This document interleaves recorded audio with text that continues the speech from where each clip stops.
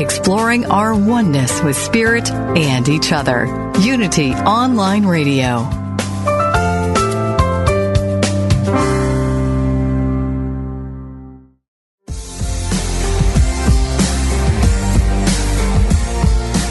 Live from Sacramento, California, it's Design Your Life with Kevin Ross and friends.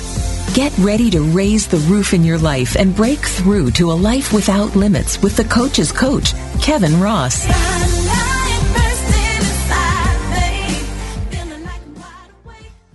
The truth of the old African proverb that we are people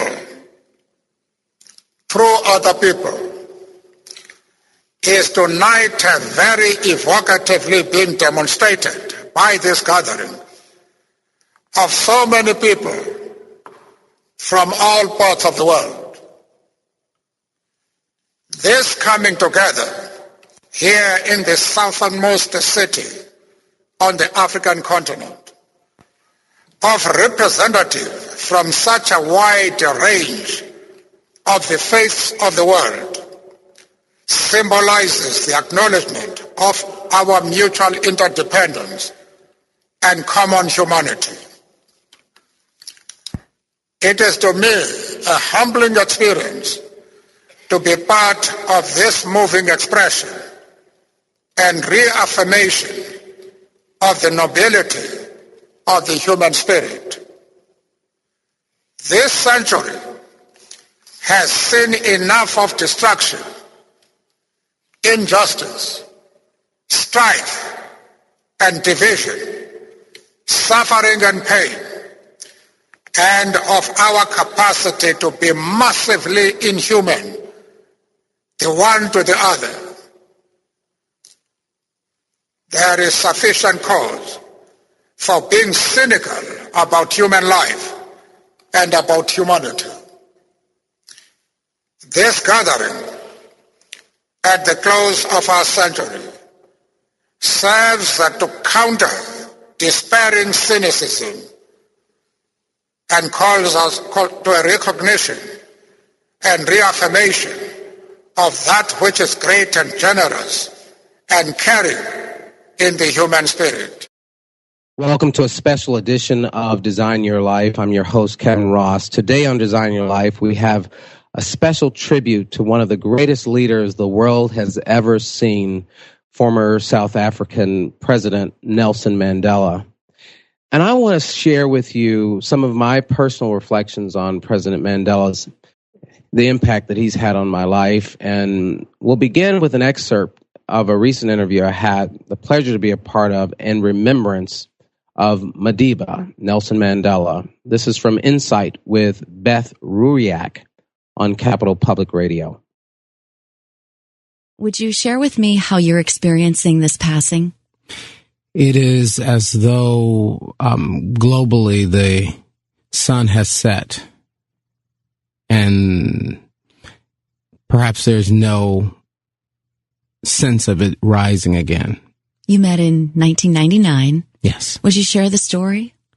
I was fresh out of college, Morehouse College in Atlanta, Georgia. I went there in order to follow in the footsteps of Dr. Martin Luther King Jr., who was also one of my great inspirations. And graduating college, I learned about a conference, the Parliament of the World's Religions. It's a conference where over 101 religious traditions gather to find ways to work across faith lines in order to solve our common hurts. And so, and Mandela, President Mandela was going to be keynoting at this, and a penniless college graduate, I said, I'm going. Wow. Made this declaration. A chain of events occurred that not only allowed me to go, but allowed me to be a bona fide youth delegate. I made this declaration as I was flying to South Africa with one of my mentees who also graduated Morehouse recently. I said that of all the people coming in and out of South Africa, I don't know how it's going to happen, but I'm going to shake the hand of President Mandela. I knew I would see him in the audience of over 6,000 people, but I was determined to hold hands with history. And as I entered this grand stadium where the president was going to be addressing us, I walked into a colleague of mine and mentor, really, Dr. Michael Bernard Beckwith of the Association of Global New Thought, who I hadn't seen in years. And he says, "Kevin, what are you doing here?" "Well, I'm a delegate of the parliament." "Tell me, what are you doing here?" He says, "I'm about to present an award to President Mandela." I said, "I totally want to join you in that." And he said, "It's done." But he said it's done in such a way that that a boy, way to go. He wasn't guaranteeing it. But to make a long story short, I happened to have the right credentials. And as we walked in, I ended up backstage and standing there. His president's advance team came while we were all gathered backstage. I'm backstage with people like Ela Gandhi, Gandhi's granddaughter, and some luminaries from around the world. And his advance team came in and said, "Please don't use any flash photography for the president because it hurts his eyes." And his eyes would be a theme for me that evening. So we stood still with bated breath, and in walks the sunshine. He walked in his charismatic way. He shook every hand in the honor corps. And then he finally got to me, and time stood still. And I had an opportunity to be with him long enough to really look into his eyes. And his eyes were not dimmed. There was you couldn't feel any bitterness or hatred or any of that. It was just a purity and a sunshine about him. And I knew I was holding hands with history. And I knew that just that touch in that moment, my life would never be the same again. And later I got to present with that delegation the award, the Gandhi King Award for Nonviolence to President Mandela. So what theme do you take with you? What will be that pebble in your pocket that you'll hold forever about the experience of Nelson Mandela in your life? That we all can live our boldest dreams. Despite whatever odds face us, we can live our boldest dreams. We can all dig a little deeper. We can all reach a little higher. We can all be a little more patient and be a little more persistent for the things that really matter the most to us. Margaret Mead said, "Never doubt that a small group of thoughtful, committed citizens can change the world. Indeed, it's the only thing that ever has." I always strive to be among that small group of thoughtful, committed citizens. And I'm glad I had the opportunity to have President Mandela be one of them in my life. Today on Design Your Life, we pay tribute to this incredible inspiration and light in the world, President Nelson Mandela, who recently made his transition. I have many friends joining me in reflection today. I'd like to introduce first Ona Braun, a talented personal transformational coach and teacher who was actually with me on the day I shook hands with President Mandela in 1999.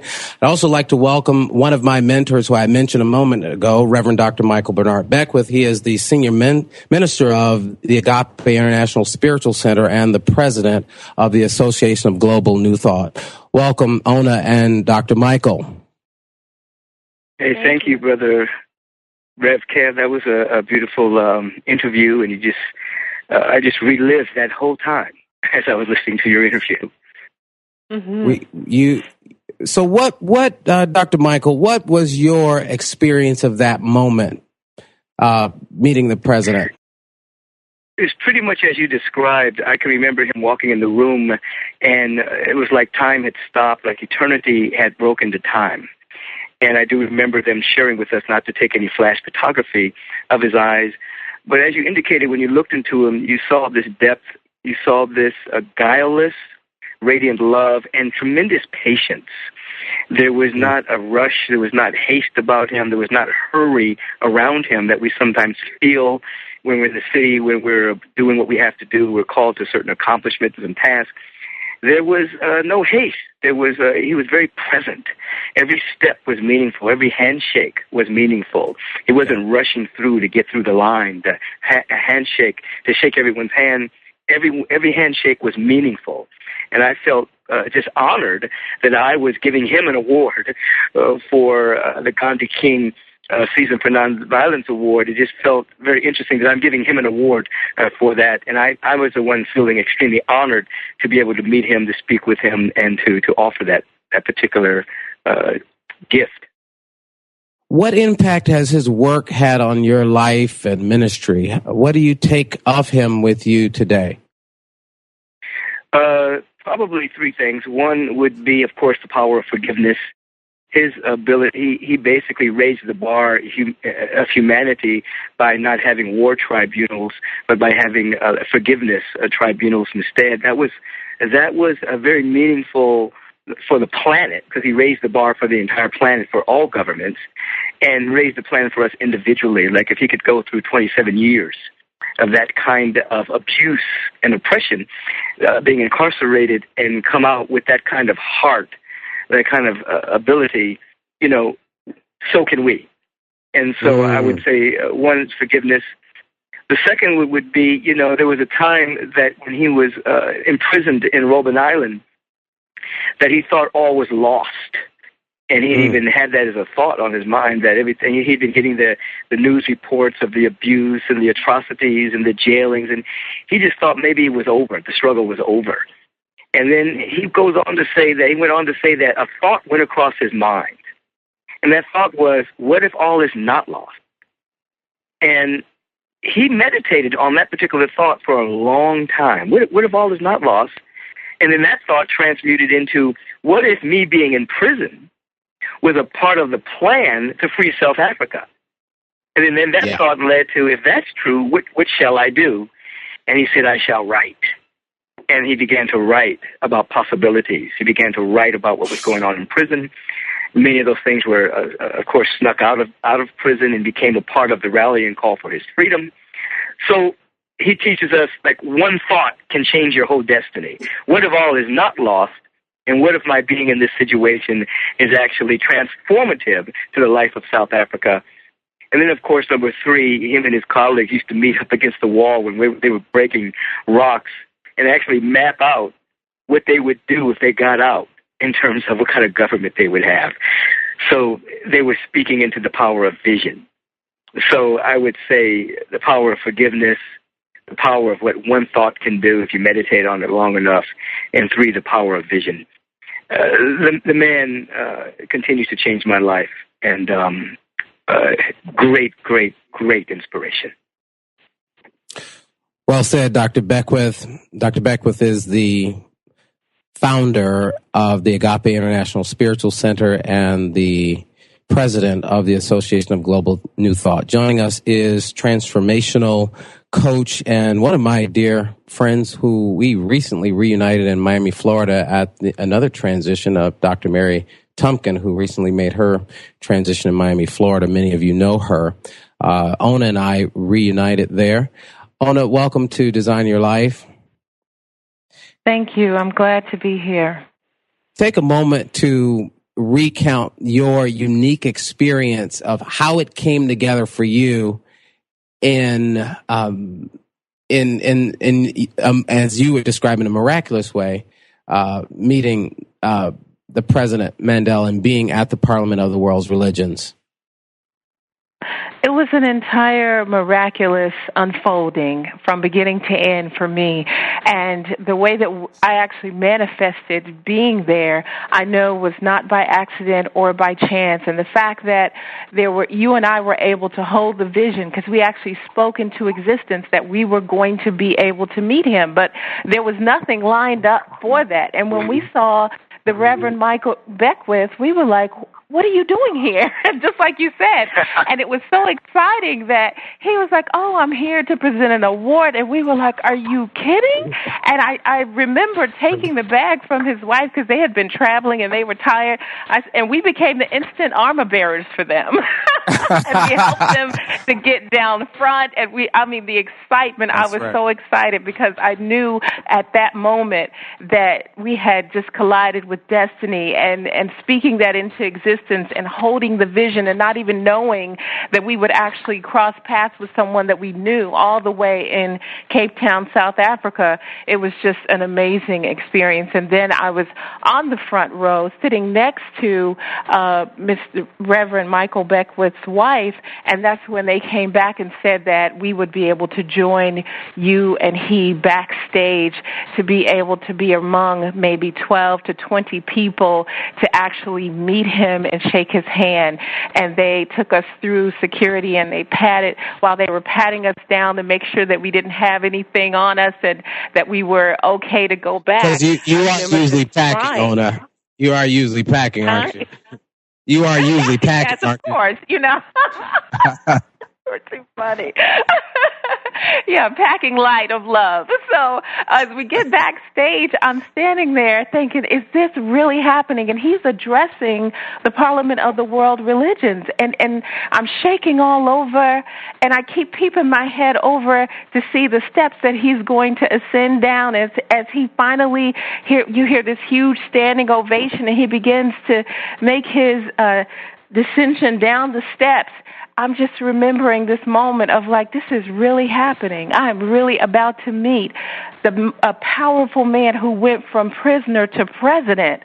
And I knew in that moment that anything was possible. I knew in that moment that it would be life transforming for the rest of my existence. And it still is to this day.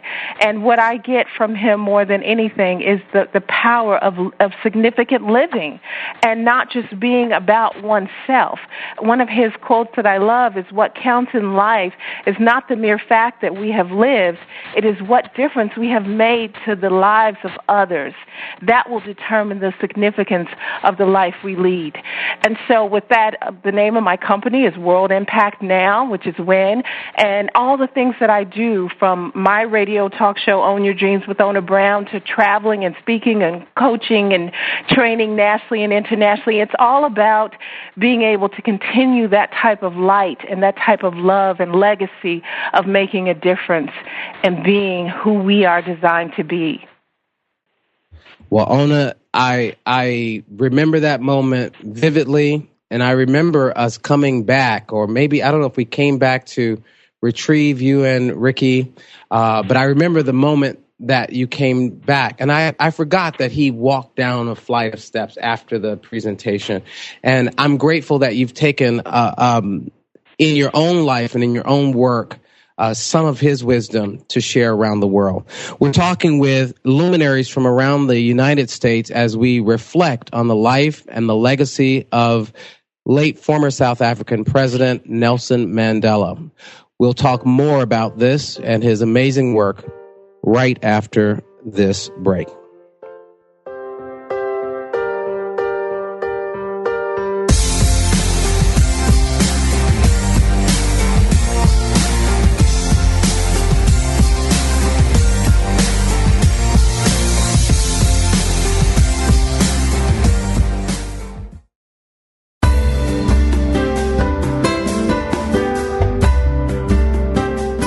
We'd like to take a moment to encourage you, as part of our Unity Online radio family of listeners, to support this ministry through a love offering. For your convenience, you can make one-time or recurring monthly donations. Go to www.unity.fm and click on Donate Now. Thank you for your support.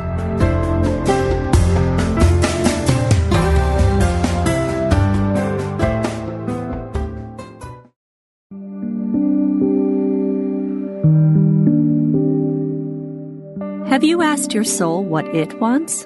Or are you so busy meeting the needs of everyone else? Family, friends, children, bosses, that you haven't checked in with the part of you that matters most? Janet Connor asked this question and received an answer. Your soul wants 5 things. That's it. 5 things. Your soul wants to connect with Source, commit to values, serve a purpose, express itself creatively, and last, it longs to create a beautiful, abundant life. Janet Connor teaches 5 wisdom habits that meet those needs. You can take each course separately or register for the complete Your Soul Wants 5 Things series and receive $1,000 in bonuses for free.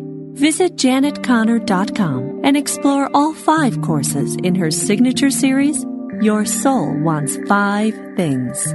Your soul will thank you.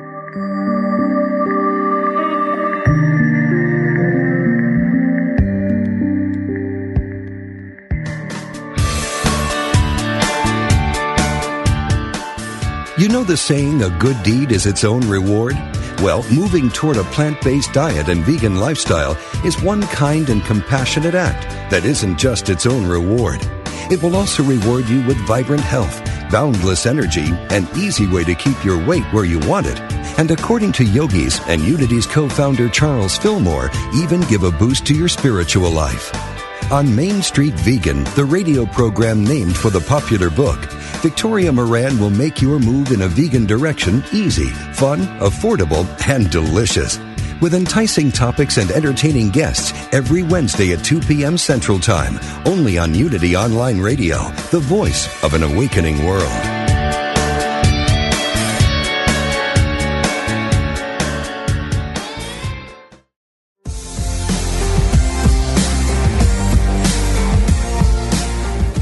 You've been listening to Design Your Life with the Coach's Coach, Kevin Ross. We want to hear your story. How can Kevin help you design your life? Email us your coaching questions for Kevin at designyourlife@unityonlineradio.org. Like Kevin Kitrell Ross's official fan page. Get your daily design from Kevin. Welcome back to Design Your Life. I'm Kevin Ross, here today with my friends and colleagues to celebrate the legacy of late former South African President Nelson Mandela. I'm pleased to introduce a South African native, Dr. Braun. Dr. Braun is a clinical psychologist with a degree in education specializing in violence prevention. I'm also joined in the studio by the Reverend Dr. James Trapp. Reverend Trapp is the former president and CEO of Unity Worldwide Ministries. He currently serves as senior minister of worship at the Spiritual Life Center and Interfaith Unity Ministry in Sacramento. Also joining us is Reverend Eric Donaldson, the founder of the Healing Workshop Weekends and senior minister of Unity Christian Church in Memphis, Tennessee. Welcome to the show, friends. Welcome. So glad that you... Thank you. Tao is my African American brother. Now, Tao and I go back to our Miami days. He is a native South African, and we used to joke about it. Tao was a co-founder of an organization called Shin Wellness, where he gave me one of my early opportunities to establish my coaching practice there, which I remain grateful for. But he's truly from the continent, white South African, and we used to joke about the fact that we were both African Americans. Tell us, though, Dr. Tao, how has being a South African, how has your experiences with the man you call Madiba impacted your life today? Well, Rip Kev, like most of your guests on the show, we have such wonderful things to say about Mandela. Unlike some of your guests, I actually never had the privilege of meeting him. And it's an interesting thing, but in not having the privilege of meeting him, I was always inspired to do great work with the hope of one day meeting him. And I never wanted to meet him in a way that I would meet a celebrity or walk past somebody or see somebody in front of paparazzi. I wanted to meet him because my work brought me to him. And so even as a symbol, even as an icon, he found a way of inspiring people like myself to work really, really hard. And Mandela for me was going to be the great reward, the opportunity of meeting him. But as I've kind of grown older and hopefully a little wiser, I've realized that it wasn't about meeting him. It was about matching and meeting and trying to being inspired by the kind of work that he did. It's an interesting thing about Madiba, but we have so many names that people know Mandela by. You know, he's Taka, he's the father of the nation. He's Mandela. He's Madiba. My favorite of his names was probably the thing that impacted me the most about him, is that in finding out about him along the way, the thing that inspired me the most was his birth name, and to know that his name was Rolihlahla. And Rolihlahla means two things, and it means a troublemaker. And of course, Rev Kev, you know me, I'm always a troublemaker in the sense that I've got a mouth on me in speaking up for things and making sure that things are done in the best ethical way possible. But Rolihlahla is not just about being a troublemaker. It also means a branch that grows the other way. And when I found that out, Mandela and his work suddenly became so meaningful for me, because, as you know, you can't be a visionary if you're not prepared sometimes to grow the other way from all the other branches. So let me ask you quickly, and I need you to be succinct with this. Growing up in South Africa, did you experience any of the transformation of the country moving from, apartheid into a liberated South Africa? Can you give just a little bit of a snapshot of your own experience there?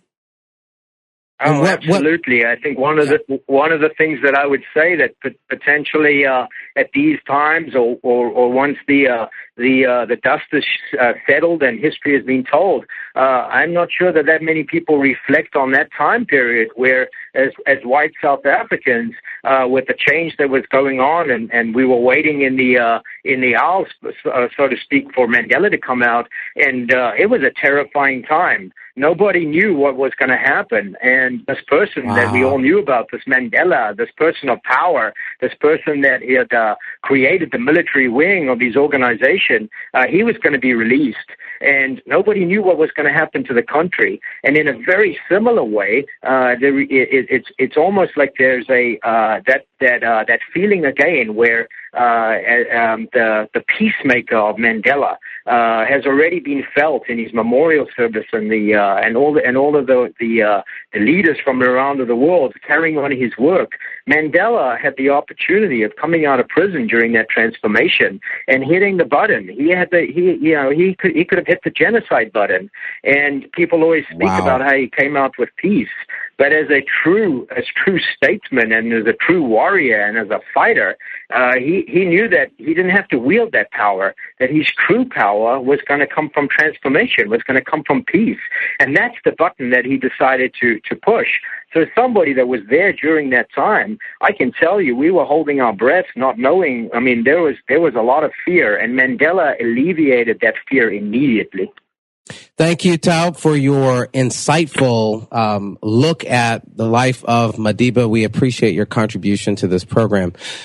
Dr. James Trapp is sitting here with us. He is the spiritual leader of the Center for the Spiritual Life Center. We got so many centers. The Spiritual Life Center here in Sacramento, and the former president of Unity Worldwide Ministries. Welcome, Dr. Trapp. So it's just a pleasure to be here with so many wonderful people discussing Nelson Mandela.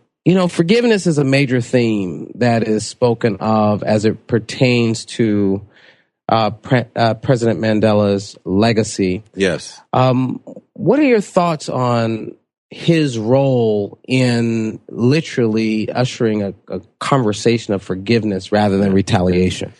Well, I think it was huge. Symbolically, and I knew Nelson Mandela when I was a young college student, knew about him more as a symbol when I was in the 70s in college. And, we took over the administration building in protest of the investment that the university had in South Africa, in support of Mandela and getting rid of apartheid. But I think at that point, I only knew him as a symbol, and I didn't really understand him as a man. And it really started coming to me the night that he was released from prison. He was being... Where were you? Do you remember where you were? Yes. I was in Miami, Florida at the time. That was, I think, 1990, I believe, was when he was released that year. So I was in Miami, Florida at that time, and he was being interviewed on Nightline by Ted Koppel. And one of the things that he'd asked Nelson Mandela was, I noticed you've been in prison for 27 years. Yet as I speak to you, I don't see any evidence of anger or hatred or vitriol for those who held you unjustly in prison for those 27 years. And his response stuck with me ever since that time. He says, I do regret that I didn't have a chance to spend time with my wife during those years or to be with my children.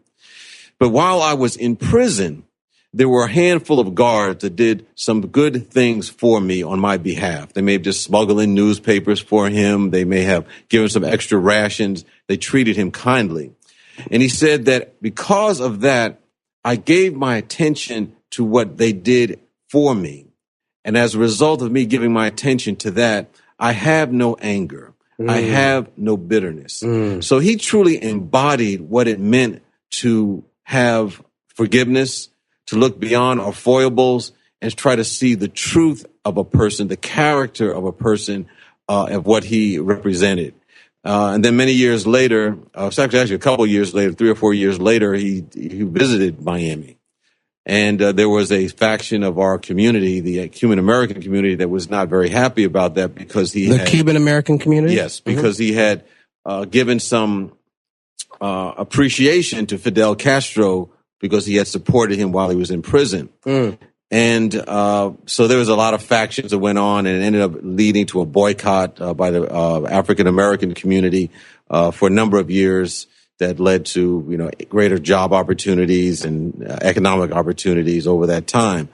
But I think his influence was really beyond that experience, because as I look upon that time now, there are Cuban Americans who are very supportive of who Nelson Mandela is and what he represented. So they had a turnaround because of the essence of who he was. So that's where I was going. Yeah. So his legacy of forgiveness. Yes. Just elaborate a sentence or two on what that. For me, it just indicated that if he can be in 27 years in prison and forgive his captors and really have coexistence and leadership with those who held him in prison, then there's no reason that I can't forgive anyone who's done anything that I think they have done to me personally. And we can bring this same energy, the same attitude, the same way of being to our communities when we think there's a separation between us and other people or cultures or races, because he wants to get to the essence of people as opposed to what we see from the surface. And so I think he brings that energy and that possibility. If he can do it in his circumstances, we can do it in any situation that we face. One of President Mandela's most powerful quotes is, "Resentment is like drinking poison and then hoping it will kill your enemies. Everyone can rise above their circumstances and achieve success if they are dedicated to doing so and passionate about what they do." And I would say that he represents really the embodiment of what it means to express spiritual principle. He didn't just talk about it, he lived it. Absolutely. And that's what's the most important thing is, because our real theology is what we do in the world. And that's what he did. Thank you, James. You're listening to Dr. James Trapp. He is the senior minister of the Spiritual Life Center here in Sacramento, California. Joining us now is the Reverend Eric Ovid Donaldson from Memphis, Tennessee. He is the senior minister of Unity Christian Church in Memphis, and a longtime colleague and buddy of mine that I'm glad we were able to wrangle into this program. Welcome, Reverend Donaldson. Thank you for having me join these people who are sharing their thoughts and aspirations around Nelson Mandela. What was your reaction when you heard the news that President Mandela was no more? What was your reaction? Where were you? What happened? Well, as you know, there were rumors of his near demise back in the summer. And so the world had an opportunity to understand what his physical health challenges were for months before he finally succumbed to them and made his transition. And so we all were kind of prepared, although you can't be quite prepared with this. When someone of this magnitude comes your way during the time of your life, I think it's everyone's opportunity to look deep within themselves and make the connections. Unlike many of your friends, I never got the opportunity to meet him firsthand, but I do have an opportunity to read about his life and to capture him beyond the icon that he is, to make him personal to me. So let me challenge you a little bit then. How do we take, and this is the big piece for me and his transition. What devastated me about the transition in that moment, something shook me to the sense that a type of leadership in our world, and someone who really symbolized that, very rare, has moved off the scene. Now, not necessarily permanently, but the thought is, who caught hold of that spirit among us, and even examining myself. So how do we take that spirit, Reverend Eric, to the streets? How do we mobilize Mandela in the world today in practical ways where we're seeing not only violence, against societies, but against each other? You say? I believe we have an opportunity to be the next Nelson Mandela. We have an opportunity to see a pattern forming. Before there was a Nelson Mandela, there was a Martin Luther King. Before there was a Martin Luther King, there was a Mahatma Gandhi. And the theme of nonviolence, the theme of forgiveness, resonates through these three transcendent characters. And so we can take a look at that and look at their lives and how they come into that. Nelson Mandela said that he was not a perfect person, that he had did things that he regretted, and yet and still he comes out of prison 27 years later and becomes a shining star of forgiveness. I think we all can take a look at that and take a look at the context in which he became such. Study the Preservation of Separate Amenities Act. Study the Population Registration Act. Study how divestiture played a tremendous role in what took place that created who he became. And then look at where we can get involved in our own lives.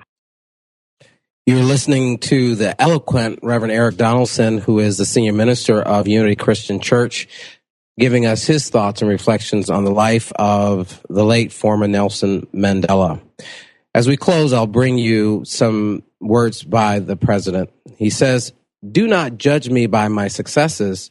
Judge me by how many times I fell down and got back up again." We're talking today about the inspiring life of Nelson Mandela, a man whose legacy will outlive us all. Stay tuned as we discuss the impact Nelson Mandela had on the world by showing us the immense power that can be found in forgiveness. You're listening to Design Your Life. I'm Kevin Ross. We'll be right back.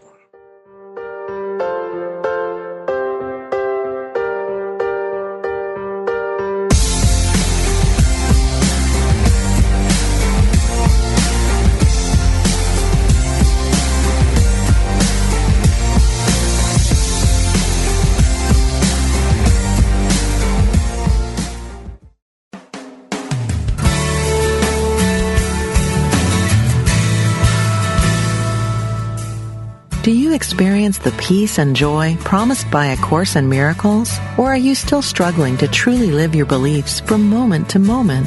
Let Reverend Jennifer Hadley help you focus on your intent to be the love, be the peace, through practical application by walking your talk. Experience the healing live every Tuesday at 10 a.m. Central on A Course in Miracles, Living the Love, Walking the Talk, only on Unity Online Radio, the voice of an awakening world.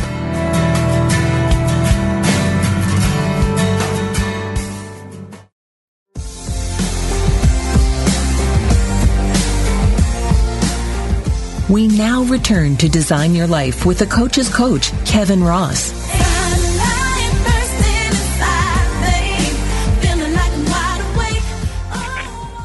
Welcome back. Today we're remembering and celebrating the incredible life and influence of Nelson Mandela, a man whose life and legacy gives us hope for a future of unity and grace.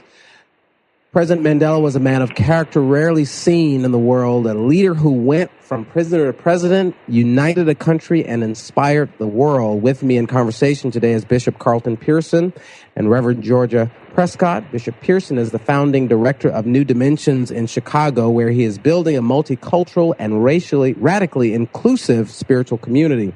I'm also joined in the studio with a dynamic and gifted teacher, Reverend Georgia Prescott. She is the founding senior minister of the Center for Spiritual Awareness in West Sacramento. Welcome, you wonderful luminaries, to our program. Thanks so much for being here. Let's begin with... What a privilege.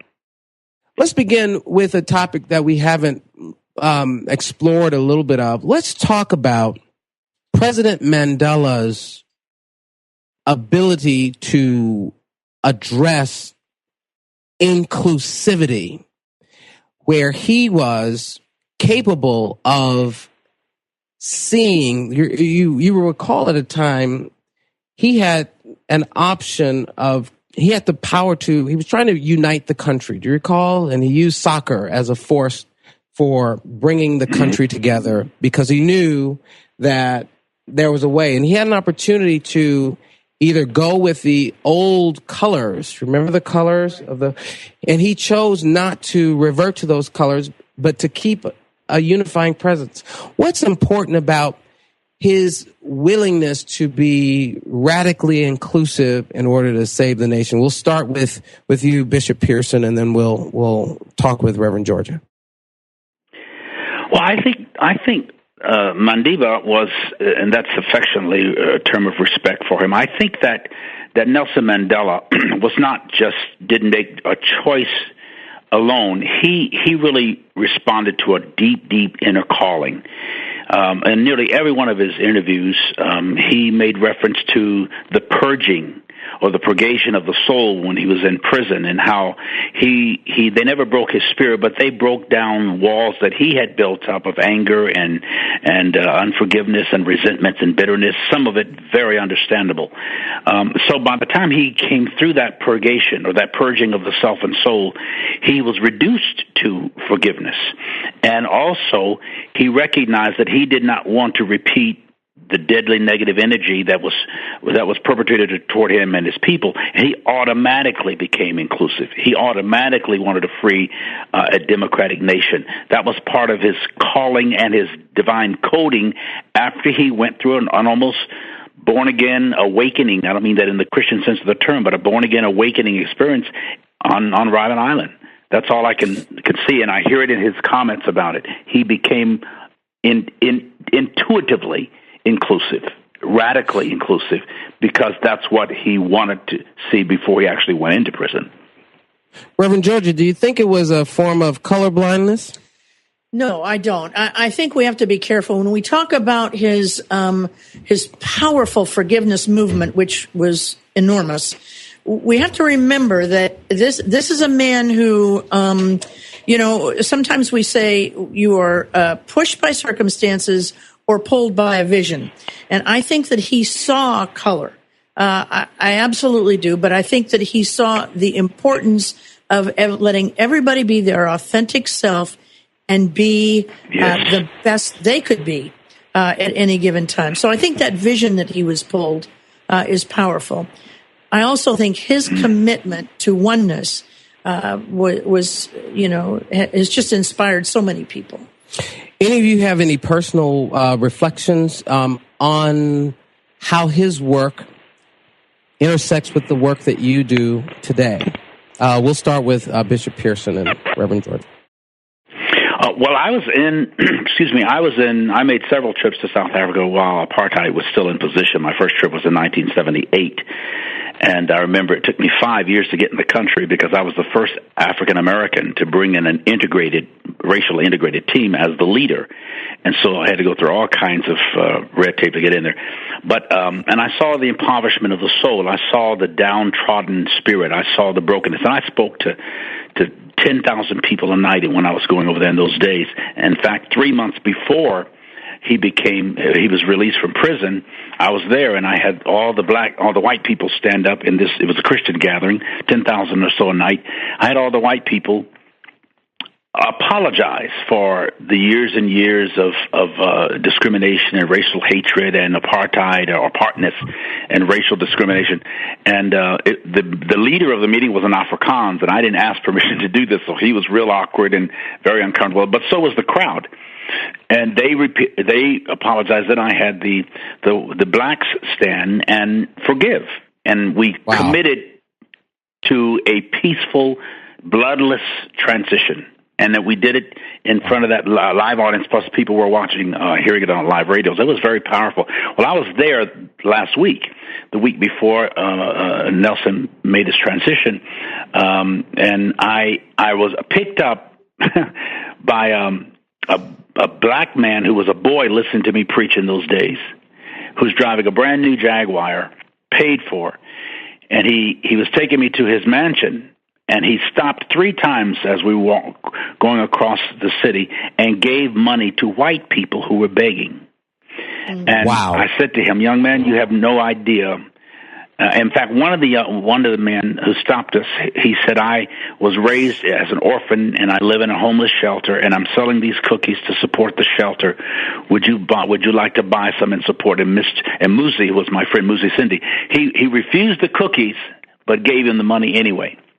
I had tears in my eyes in that I had seen, and in that same street I saw poor South African blacks coming out of the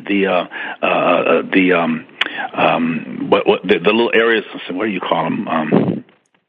Where the poor people live. I forgot the name. It just slipped my mind. The shanties. The shanty towns. And they were walking with such hope and such happy anticipation. They were still poor, many of them, millions of them still are, but they knew there was hope. They walked with such grace and such gladness, and everybody seemed to have a smile on their face. And I thought, this is a changed country because of that man. I heard him speak at the Waldorf Astoria, right, before he was president, but the atmosphere in South Africa had already changed profoundly. I have to quickly just squeeze in a millisecond story. In South Africa, that's part of the other piece, to the witness of the impact it had on the people. So while in Cape Town, I'm having lunch with one of the South African freedom fighters his name was Bushi Reko, and I'll never forget his name. Beautiful, handsome young man, bright, alive, radiant with light. We were all there, his colleagues from around the world, having lunch. And it was time to pay the bill. And we had listened to his story of being tortured, being cow prodded, and this was an everyday struggle for him. And the light that was coming from this young man was just unbelievable. And so he went to, they brought the bill for the lunch to pay, for us to pay our lunch. It was a group of about 20 of us. And Bushy went to reach for his wallet, and everybody unanimously said, no, you've paid enough already.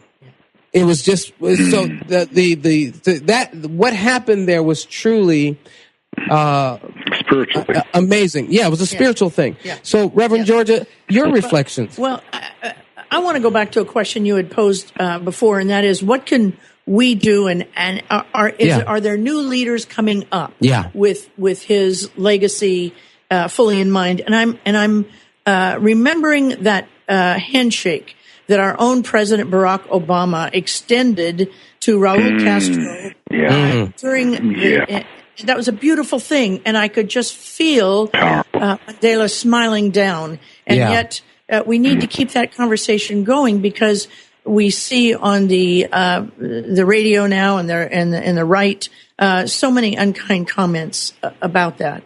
I want to tell you, I actually saw him. And many of your guests have seen him. I saw him. I was back 6,000 people behind, seeing him in Oakland at the Coliseum. Oh, you were in Oakland? When I was a young girl. Wow. And so the impact it meant on me is this. I was involved in the radical gay liberation movement at the time, and we were relatively angry folks. And I could feel his peace. I could feel his forgiveness. It was an energy. It's an essence that people who truly get it. And as I reflected on it, I realized, he was in jail for 27 years, and he often spoke about sometimes he wished he could go back there so that he could have more time for reflection. And it said to me, you need to step back from all of the hullabaloo, which I loved and I participated in, but I needed to step back and create my own silent time, as he was afforded in jail. Wow. Yeah. Wow. So while we have this couple minutes left, let's reflect on that. What's the value of silence and solitude for personal transformation, and social transformation? We'll start with Bishop, and then we'll come back to you, Reverend. Well, brokenness and isolation and silence can be so noisy, and beyond the noise and the nausea is a real sound. And in those moments of meditation and quietness, and even rejection and isolation or alienation from what it would normally be common to us, we hear our souls at a level, and we tune into a frequency preceded by pain and rejection that connects us with an element of ourselves that we would never have experienced. And in that silence, you hear the intonations of divinity, and they reverberate through your very soul. And both on a cellular and cellular level, you change. When Nelson Mandela came out of that prison, he had changed on every level of his humanness, and yet maintained his humility. And we saw it all and experienced it in him. Thank you. Yeah, he was no longer a prisoner to anger. Right. Absolutely. Right. No. And he was no longer engaged in the day-to-day reactivity that we need to be sometimes when we are warriors for justice. And when you step back, you can actually see the vision of what it is you're looking for, as opposed to reacting to what just happened. Education was important to President Mandela. He became an attorney himself, and he pushed that as something of importance to South Africa for young people. What is the role that our institutions, what roles can our institutions play in shaping the kind of consciousness that produces the Nelson Mandelas of the world? We'll start Reverend Georgia, and then we'll end with Bishop Pearson. Well, I think we have to start with much younger than law school. I think we have to start when children are your age, your kids' age, Kevin, when they're in the first and second grade and even kindergarten, and begin to, forgiveness is a skill. And as he taught that skill, we can begin to teach that skill as well. Bishop Pearson, with just seconds left. Well, education is another word for preparation, but reparation. You don't just prepare. He repaired while he was in prison, and he prepared before he got in there. And that was the education. If we could get our young people today to prepare by repairing, changing their thinking about themselves, even that imposed upon them by a vicious, insensitive culture sometime. I had to go through, because I'm a child of the civil rights, as all baby boomers are. I'm 60 years old, so I remember the pain. But I had to go through some personal reparations. I had to repair myself in my preparation, which, of course, added to the education and the ultimate reconciliation. That's right. Thanks so much for joining us on Design Your Life. I send a special thank you to all my guests today for their heartfelt reflections on the important role President Mandela played in each of our lives and shaping our world. Reverend Dr. Michael Beckwith, Ona Braun, Dr. Braun, Reverend Dr. James Trapp, Reverend Eric Donaldson, Bishop Carlton Pearson, and Reverend Georgia Prescott. We wish you the best, and may the light and inspiration of President Mandela be forever in our hearts. Meanwhile, listeners and friends, go forth and be a light right where you are.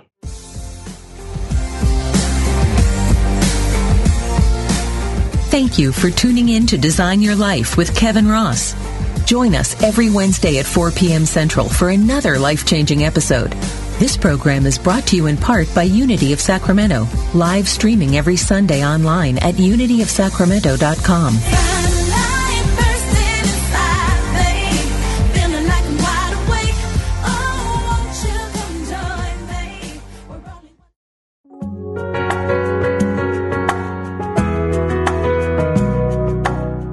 Spirit of Recovery is the place where spirituality and recovery meet, where we support your spiritual growth.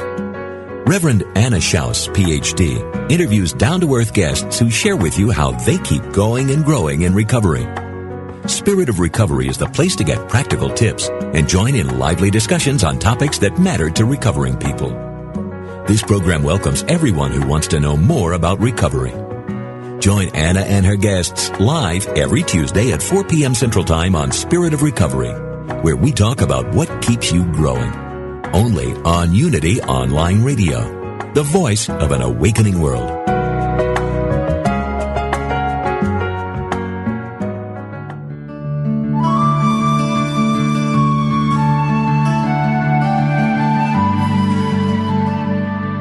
Inspiration only takes a moment.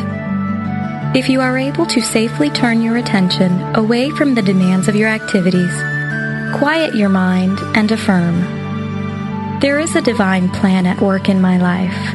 I now relax, let go, and let it unfold." Listen attentively, inwardly, without projecting any thoughts about what you think should happen or be experienced. Become as a child, trusting and receptive to the guidance of Spirit within. This meditative moment, adapted from Mary Kupferle's God Will See You Through, is brought to you by Unity.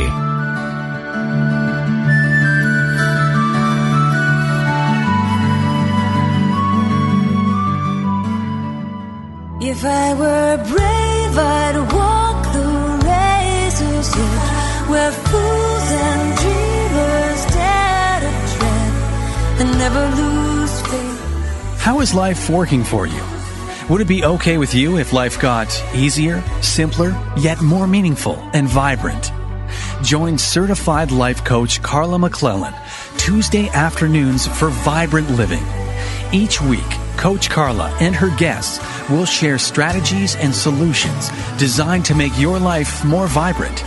Is there something in your life you'd like help with? A dream you'd like to achieve? A relationship you'd like to improve? Call into the show toll-free for Coaching with Carla. That's Vibrant Living, Life Coaching with Carla. Tuesdays at 3 p.m. Central on Unity Online Radio, the voice of an awakening world. What if we're all meant to do what we secretly dream?